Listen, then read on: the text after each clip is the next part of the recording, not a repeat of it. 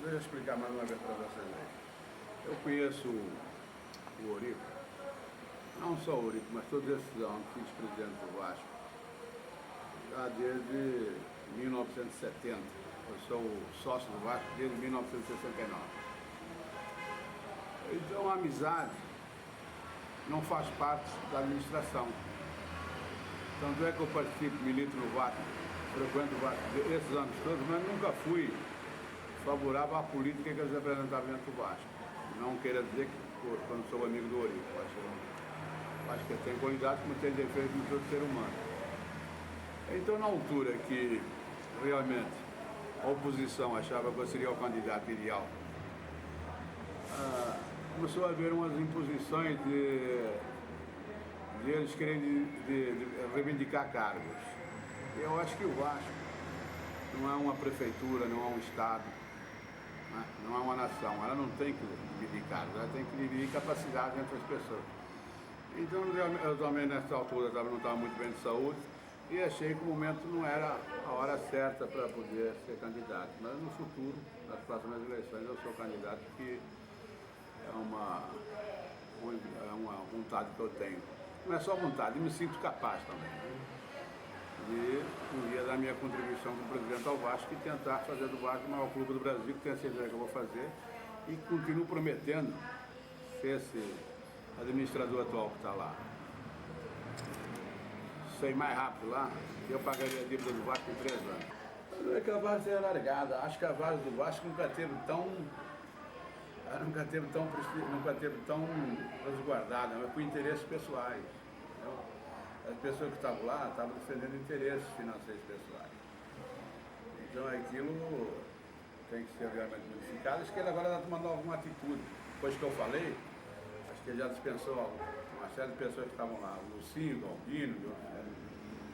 Então aquilo ali é que está realmente é o patrimônio do Vasco, é a base do Vasco, ele está no dentro do Vasco. E essa base era coberta por interesse financeiro de uma série de pessoas. Isso é que vai ter que ser vigiado de perto. É o primeiro ponto fundamental para alguém tomar conta do Vasco. O Lucas já está, quer dizer, sou conhecido entre aspas, eu sou conhecido realmente no meio do povão, mais que eu, mas dentro do Vasco, não, dentro do Vasco eu já sou um grande benemérito desde o ano 2000. Eu sou uma pessoa que dentro da Polônia, dentro do Vasco, sou conhecido, até porque eu não aconteci por acaso. Né? Eu sou empresário desde 1970, tenho feito muita coisa pelo Rio de Janeiro, sou cidadão carioca, cidadão do Rio de Janeiro, sou comendador, ganhei a comenda dada por Fernando Henrique Cardoso, Barão do Rio Branco. Eu tenho obras sociais aqui dentro da Tijuca. Eu não sou uma pessoa que passa despercebida perante a sociedade. Tenho feito muitos trabalhos sociais. Então, logicamente que o Unido da Tijuca tem uma projeção maior, que quem conhece sabe que o Unido da Tijuca era uma escola que não era só por ter sido campeão em 1935, era uma escola que não tinha pressão dentro do bairro, era uma escola que sempre lutou para nunca desaparecer, não era nem para descer, porque a Unido da Tijuca vivia lá embaixo. Foi sempre uma escola financiada pelos trabalhadores daqui do bairro, pelas indústrias do bairro, as indústrias da Tijuca, todas elas foram eliminadas, Souza Cruz e outras que tinha por aí. E nós temos vindo fazendo um trabalho a longo prazo, né? Com a ajuda de alguns amigos, juntando a nossa administração com a administração de outros vereadores que eu tenho. Hoje o Rio da Tijuca é a escola maior do Rio de Janeiro, talvez do Brasil. Uma escola que tem uma tremenda estrutura, uma estrutura grande, é uma escola de referência das autoridades, uma escola de referência da prefeitura. Né? É a escola que hoje recebe todo o aparato logístico que a prefeitura precisa quando vem de fora da cidade do Rio de Janeiro. E ela consegue sobreviver numa boa, né? Com a sua administração. Eu acho que é a única escola que chega no final do carnaval 2012, que além de ter sido campeão, já ficou com fundo de caixa. Então, são coisas que dentro do samba que é a dificuldade que é. E e a falta de recursos, a gente consegue gerar esses recursos e administrar a escola dessa maneira. O gozado, eu dei eu fiz uma entrevista aí com uma matéria no jornal, Olho Vivo, isso aí causou, apenas uns 30 dias atrás, 20 e poucos dias atrás. Isso causou uma bomba ainda daí. Tanto é que eles estão processando. Não sei o que é que eles vão processar. Né? E depois, isso que eu acusei Mandarino, eu acusei Peralta, Antônio Peralta, Roberto Dinamite, Nelson Rocha, quer dizer, eu acusei diretamente, não é só eles não, eu acusei justamente as pessoas que estão na frente do Vasco, as pessoas que o povo conhece. Quer dizer, ele agora está vindo de encontro, eles ficaram chateados na altura, que eu falei que era uma cambada de quadrilheiro, uma cambada de amaco. Ele agora está vindo de encontro, quer dizer, como vice-presidente, usando as mesmas palavras que eu estou usando. Né? Justamente, eu quero que ele abra a boca. Né? Então, ele está vindo, eles ficaram tão chateados, querem me processar por aquilo que eu falei, o próprio vice-presidente agora, que foi acusado por mim também, ele agora está se pressionar ele vai falar coisa, né? Então realmente não está certo. Ainda bem que eu falei na hora certa que eles vão tomar uma atitude, que não é tarde para tomar uma atitude. Deixa eu te explicar uma coisa, o conceito da dívida do Romário. Eu não vou discutir, nem vou entrar no mérito, se essa dívida foi causada por má administração, da maneira que ela foi gerida. Eu só sei que em 1900, em 2000, não falo a memória, 2008 ou 2009, 2008, 2007, houve uma confissão de dívida do Vasco com o Romário, onde é que o Conselho Fiscal, que é o órgão que fiscaliza as contas do Vasco, concordou, e depois foi a reunião do Conselho Deliberativo, e o Conselho Deliberativo homologou a dívida, homologou a confissão de dívida. Então, dívida que existe declaração de dívida e existe a confissão de dívida, eu acho que para mim ela passa a ser indiscutível. Né? Eu não sou jurista, mas acho que ela passa a ser discutível.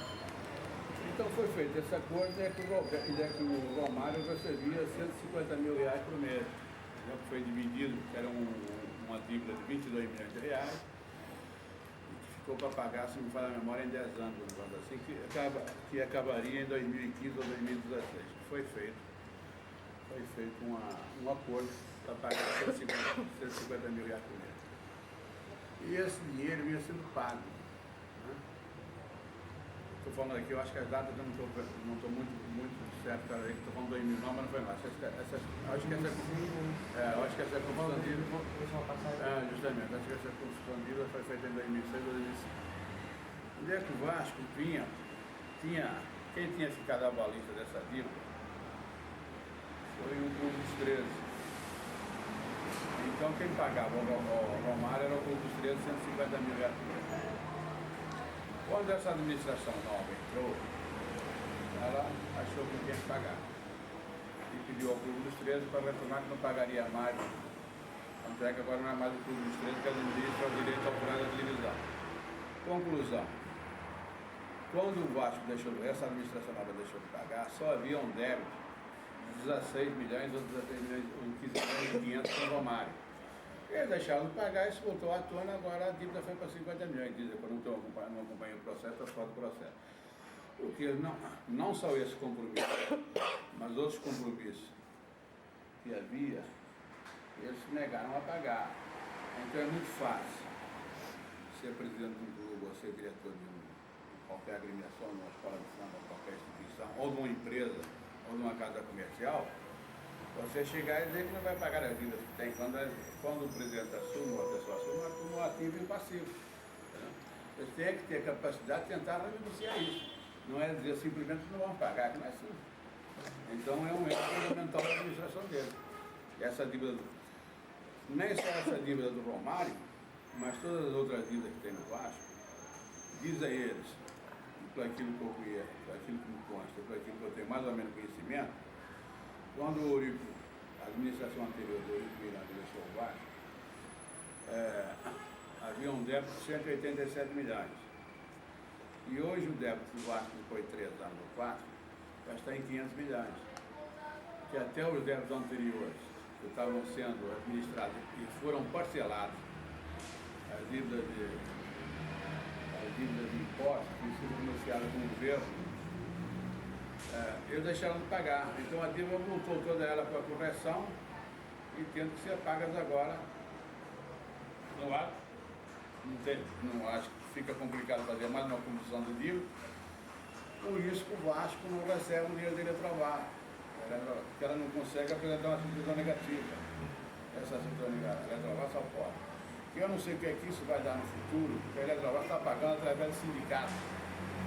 E o Vasco, em cada parcela dessa que ele recebe da Eletrobras, o sindicato, através do sindicato jogador, o Vasco perde 2 milhões e pouco na quarta. Essa também não vem a burro para falar isso. Entendeu? Então, aqui, se a gente falar em administração hoje do Vasco, é uma vergonha, é lamentável. Até porque o vice-presidente que toma conta das finanças, que é o Nelson Rocha, que é o segundo vice, e é o vice financeiro, esse cidadão, quando ele foi secretário do Estado, da Fazenda, já foi secretário, foi a única vez que o Estado não pagou 13º aos funcionários, que era um péssimo administrador. Isso é outra sem vergonhice, cara, porque o Vasco fechou não vou aqui discutir se foi um negócio, se foi bom, se foi ruim, ele fechou a marca com a empresa. E foi aberta uma concorrência para concessão de franchise das lojas. Quem são os donos das franchises? São o diretor do Vasco, o vice-presidente, Nelson Rocha, Fred Boni, filho Boni, que é um antigo vascaíno, a filha do Roberto Dinamite, a mulher do Nelson Rocha, que é secretária do Olavo Monteiro de Carvalho. Quer dizer, a coisa ficou entre família, ficou entre marido. Eu quero saber, como é que isso pode. Eu quero saber no futuro, quando você sentar o dono da marca, como é que você pode sentar para defender os interesses do clube? Se os próprios interessados são os vice-presidentes que tem é um negócio deselegante, é um negócio que não é lógico. É uma coisa que fica feia, quer dizer. Então eles não estão olhando o lado do Vasco, estão olhando o lado deles pessoalmente. Além do neocotismo que tem, que é 40 fulano que trabalha lá. Não quer dizer que 40 não tenha capacidade, mas é um negócio meio antiético. É só isso. Ainda existe um outro negócio que eu gostaria que ele viesse a público, esclarecer. Diz que há um fundo de investimento dentro do Vasco. Eu não sei quem é esse fundo. Isso nunca ficou claro, nunca mostraram esse fundo.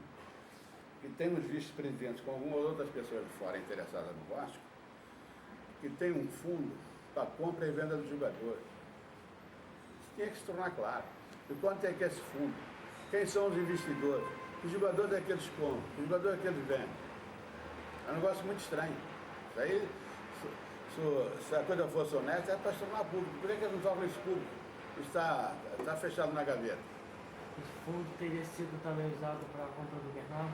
Eu não sei se foi para a compra do Bernardo, mas que foi usado para comprar esse cara que está lá agora, esse garoto aí, mas não é Pipi e outros aí. Não vou falar nem do Roberto Dinamite. O Roberto Dinamite eu acompanho ele desde garoto, que era da minha idade, todo mais ou menos da minha idade, foi ele no Júnior. E foi um bom atleta do Vasco, foi um ídolo. Embora eu, Fernando Horta, nunca considerasse ele um grande ídolo do Vasco, ele nunca foi campeão pelo Vasco. Nunca foi campeão não, ele nunca deu um título ao Vasco. Eu não sei, na minha época talvez o Roberto Dinamite fosse o mais conhecido, mas o Roberto Dinamite nunca deu um título ao Vasco. O Vasco nunca foi campeão com o título do Roberto. Foi com o Jorginho Carcoeiro, com o Alfredo, uma série de outros, tocadas. Agora, o Roberto Dinamite, assim, o Vasco foi campeão com o Roberto Dinamite, não foi. Ele podia levar o Vasco algumas vezes a decisões. Agora, jogo decisivo, nós nunca fomos campeão. Isso é só pegar a história do Vasco. Então, Roberto, o Dinamite não tem culpa não, cara. A culpa tem quem colocou ele lá. O Roberto Dinamite foi jogador de futebol, agora é político, o negócio dele é fazer ação entre amigos. Agora você vai que é certo ele colocar fulano, é uma ação entre amigos, só tem amigos dele lá. Então, o tipo que faz uma administração entre amigos, não pode dar muito certo. Né? Pura que faz uma ação entre amigos. É sobre filho, é sobre genro. O genro dele lá chegou lá, segundo me consta, o mandarino saiu por causa do genro, já chegou mandando. O genro é flamenguista. Nós temos a nossa. Eu, como vascaíno, tenho a minha dúvida se o Roberto é vascaíno ou se é botafoguense. Né? E é assim que está o Vasco. Né? O Vasco está administrado por pessoas que não têm paixão pelo Vasco, não têm raiz vascaína. Então, o tipo que vai para o Vasco tem que saber que ele tem que se doar ao clube, não é o clube se doar a ele. Não pode ir para lá pensando em benefícios próprios.